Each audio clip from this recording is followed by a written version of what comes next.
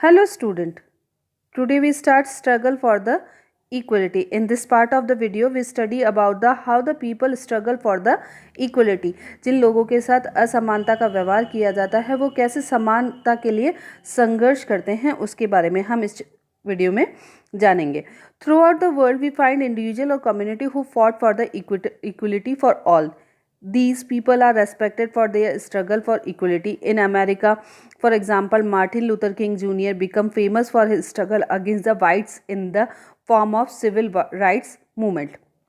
हमने ये देखा है कि जो कई इन व्यक्ति हैं या कई कम्युनिटीज़ हैं वो अपनी इक्वलिटी के लिए लड़ाई लड़ते हैं या स्ट्रगल करते हैं. These people are respected for their struggle for equality. और इन पीपल का सम्मान किया जाता है कि उन्होंने समानता के लिए संघर्ष किया था. इसमें एक एग्जांपल हमारे पास है मार्टिन लूथर किंग का, जो कि मार्टिन लूथर किंग जूनियर जो कि अमेरिका के थे, become famous for his struggle against the whites.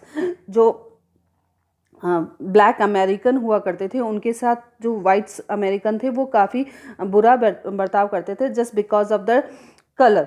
उनके कलर्स के बिलोंग पर उनके साथ बहुत ज़्यादा इनइक्वलिटी का बिहेव किया जाता था. अभी रिसेंटली भी इससे रिलेटेड अमेरिका में केस हुआ था जिसमें कि ब्लैक्स पीपल को क्या समझा जाता है, ब्लैक पीपल को कमतर समझा जाता है या उनकी जो कह सकते हैं उनको उनके बराबर नहीं समझा जाता. तो मार्टिन लूथर किंग ने इनकी इक्वलिटी के लिए सिविल राइट्स मूवमेंट चलाया था इन 1950 में और वहाँ पर सिविल राइट्स मूवमेंट के थ्रू इनको बराबरी का अधिकार दिया गया था. As in America and elsewhere, people in India have also come together for fight to issue that concern them and are important to them. America में या फिर इसके अलावा भी कई जगह इंडिया में जो लोग हैं वो इकट्ठे होते हैं अपनी संबंधित मैटर से रिलेटेड किसी इश्यूज़ को लेकर जो उनसे संबंधित होते हैं, इकट्ठे होते हैं और उसके लिए फ़ाइट करते हैं, उसके लिए स्ट्रगल करते हैं. For example, women as you saw came together to address their grievance. कई बार हम देखते हैं कि वुमेन्स अपनी इकट्ठी होती है, कम्युनिटीज़ इकट्ठी होती है, वुमेन कम्युनिटीज़ इकट्ठी होती है, उनके जो अलग अलग कह सकते हैं एसोसिएशंस इकट्ठे होते हैं उनकी प्रॉब्लम्स को बताने के लिए. This gave the rise to the women's movement. Similarly there have been movement among the other downtrodden section of the society like tribals, fishermen, agriculture laborers, slum dwellers, etc. जिस तरीके से वुमेन्स अपने right के लिए या अपने अधिकारों के लिए लड़ती हैं उसी तरीके से और भी कई डाउनट्रोडन मतलब दलित वर्ग ऐसे हैं जो कि अपनी कह सकते हैं अपनी इक्वलिटी के लिए या अपनी जो डिमांड्स है उनके लिए आवाज़ उठाते हैं. जैसे कि उनमें है ट्राइबल्स जो कि जनजातीय लोग हैं जो जंगलों में रहते हैं, आदिवासी लोग जिनको कहा जाता है, फिशरमैन, एग्रीकल्चर लेबरर्स, सम ड्वेलर्स. ये कुछ लोग हैं जो अपनी डिमांड्स के लिए इकट्ठे होते हैं और इकट्ठे होकर अपनी डिमांड्स को बताते हैं और इक्वलिटी की बात करते हैं. Each group is struggling for the some basic rights in the effort for equality. Collective method like establishment of cooperative have also been encouraged. ये सभी जो हैं स्ट्रगल करते हैं अपने बेसिक इक्वलिटी के लिए, जो इक्वलिटी समानता का अधिकार जो कि समाज के बाकी लोगों को जो फैसिलिटीज़ मिल रही है उन फैसिलिटीज़ के लिए ये लोग आवाज़ उठाते हैं और उनकी इक्वलिटी की बात वो करते हैं. Whenever the government undertake the task of building dams or bring a forest area under the control of building sanctuary, there are thousands of people who get displaced.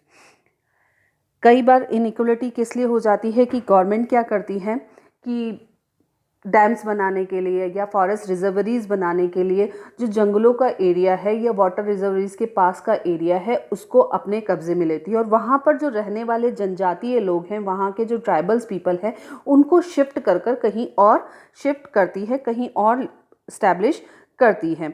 In making such project a success, thousands of villages are cleared and out of people are forced to shift somewhere else with the promise by the government to rehabilitate.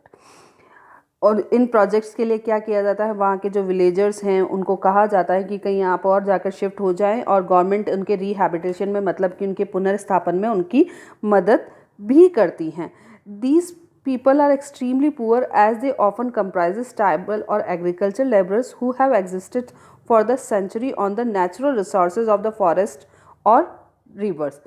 ये वो लोग होते हैं जो कि thousands of year से वहीं पर रह रहे होते हैं, काफ़ी गरीब होते हैं और कह सकते हैं समाज के दूसरे ग्रुप से जो समाज के अदर जो ग्रुप्स हैं उनसे इतने जुड़े हुए भी नहीं होते हैं।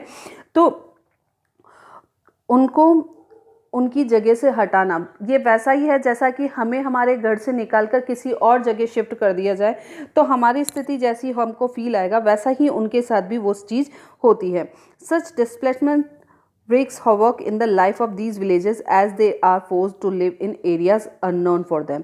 ये वैसा ही है इस स्थिति से जब उनकी एरिया को गवर्नमेंट अपने अंडर में ले लेती है, तो उन लोगों की ज़िंदगी जो है वो बहुत ज़्यादा उथल पुथल हो जाती है उनकी ज़िंदगी में, क्योंकि वो जहाँ पर थाउजेंड्स ऑफ ईयर से रह रहे हैं उनसे उनको वो जगह खाली कर कर किसी और जगह जाना पड़ता है और वो जगह उनके लिए अननोन होती है, वो उस जगह को जानते नहीं हैं, तो वहाँ पर रहना उनके लिए मुश्किल होता है, वहाँ पर सर्वाइव करना मुश्किल होता है, क्योंकि उनके जो रहने के लिए जो उनको जीवन जीने के लिए जो फैसिलिटीज़ चाहिए होती हैं जिसके थ्रू वो जीवन जीते हैं, जैसे फिशरमैन फिशिंग करके, एग्रीकल्चर लेबरर वहाँ पर एग्रीकल्चर में काम करके वो काम करते हैं, तो अगर उनको नई जगह शिफ्ट कर दिया जाता है तो हो सकता है उनके ज़िंदगी जीने के लिए जो रोज़गार के साधन है, जो एम्प्लॉयमेंट का फैसिलिटी है, वो भी उनसे छिन जाती है।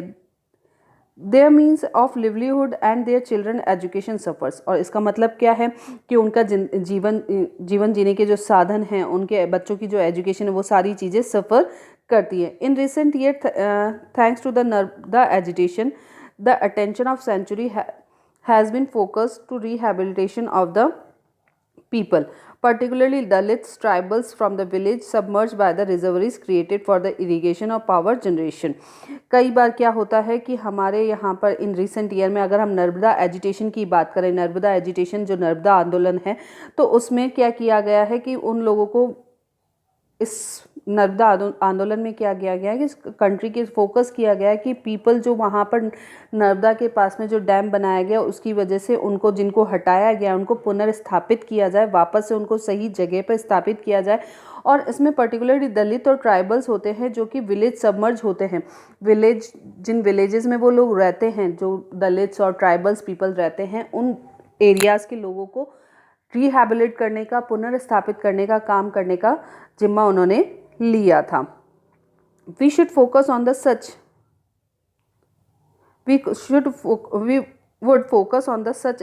organization called Tawa Matsya Sangh on an organization fighting for the rights of displace tribals of Satpura forest in Madhya Pradesh. इसमें तवा मत्स्य संघ जो कि मध्य प्रदेश का था, उनकी ऑर्गेनाइजेशन के बारे में हम बात करेंगे। तो तवा मत्स्य संघ जो था उसमें क्या था कि जो मध्य प्रदेश में सतपुरा फॉरेस्ट है, वहाँ पर फॉरेस्ट एरिया में फॉरेस्ट सेंचुरी बनाई जा रही थी, उसके साथ ही रिजर्वरीज भी बनाई जा रही थी। तो वहाँ के जो फिशरमैन थे उस रिजर्वरीज से अपना जीवन जीते थे, फिशिंग करके वो अपनी लाइफ को जीते थे, उन लोगों को वहाँ से डिस्प्लेस कर दिया गया था। और गवर्नमेंट ने जो वहाँ पर रिजर्वरीज को अपने अंडरटेकन लिया था, उन रिजर्वरीज पे फिशिंग करने का राइट्स दूसरे लोगों को दे दिया था, दूसरी कंपनीज़ को दे दिया था। और उन कंपनीज़ ने क्या किया, बाहर से फिशरमैन बुलाए थे, जिससे क्या हुआ कि जो वहाँ पर रहने वाले फिशरमैन थे उनको रोज़गार मिलना बंद हो गया, उनको एम्प्लॉयमेंट मिलना बंद हो गया, उनके लिवलीहुड का साधन ख़त्म हो गया। तो तवा मत्स्य संघ जो था, उन्होंने उनकी इक्वलिटी के लिए फाइट किया था। I hope you understand the chapter. तो जहाँ पर हमारा जो कॉन्स्टिट्यूशन है वो इक्वलिटी की बात करता है, वो इक्वलिटी कहने के लिए हमारे देश में है, लेकिन फिर भी कई जगह ऐसी है जहाँ पर लोगों को बराबरी का अधिकार नहीं मिल रहा है। जिन सुविधाओं पर उनका अधिकार होना चाहिए वो अधिकार उनको नहीं मिल रहा है। I hope you understand the chapter, so read it again and do the all exercise.